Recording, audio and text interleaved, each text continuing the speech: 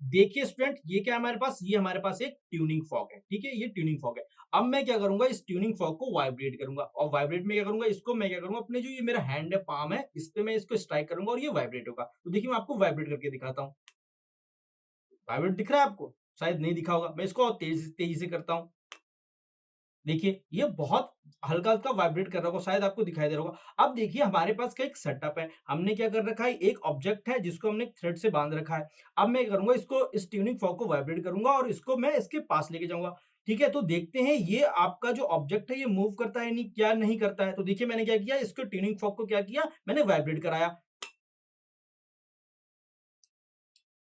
देखिए, तो पहले ये क्या था, पहले जो हम मेरा जो ऑब्जेक्ट था वो क्या था, स्टेशनरी पोज़ीशन में था और जैसे ही मैंने इस ट्यूनिंग फॉर्क को इसके बिल्कुल जस्ट पास में लेके गया, तो इसने क्या कर दिया, मोशन करना स्टार्ट दिए कर दिया, टू एंड फ्रो मोशन करना स्टार्ट कर दिया। मतलब क्या हुआ, इसका जो ट्यूनिंग फॉर्क का जो वाइब्रेशन हो रहा था, वो उसने किसको ट्रांसफर कर दिया, इस ऑब्जेक्ट को ट्रांसफर कर दिया। तो इसकी वजह से क्या हुआ, ये आपका जो ऑब्जेक्ट है, ये आपका ये मोशन में आ गया। ठीक है? आई होप आपको ये एक्सपेरिमेंट और ये एक्टिविटी समझ में आ गई होगी। अब देखिए, इसी तरीके से मैंने क्या किया, सेम ट्यूनिंग फॉर्क लिया, ठीक है? और इस बीकर पे ये देखो, ये हमारे पास एक बीकर है, इसके अंदर हमने क्या लिया, वाटर ले लिया और वाटर वाटर देखो कहाँ तक लिया हमने, वाटर एकदम पूरा अपर सरफेस तक, मतलब ब्रिम तक इसको हमने वाटर ले लिया। अब इसमें मैं क्या करूँगा, सेम वे में मैं क्या करूँगा, इस ट्यूनिंग फॉर्क को वाइब्रेट कराऊँगा। वाइब्रेट कराया और देखो इसकी सरफेस के पास लेके गया।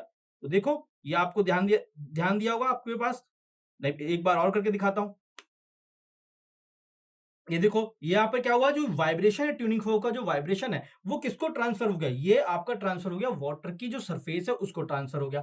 अब मैं क्या करता हूँ करूँगा, अब मैं इसको दोबारा से वाइब्रेट कराऊँगा। अब देखता हूँ कि जो इसका ट्यूनिंग फोर्क का जो वाइब्रेशन है, वो इस वाटर को ट्रांसफर होता है कि नहीं होता और वाटर स्प्लैश होता है कि नहीं होता? आइए देखते हैं।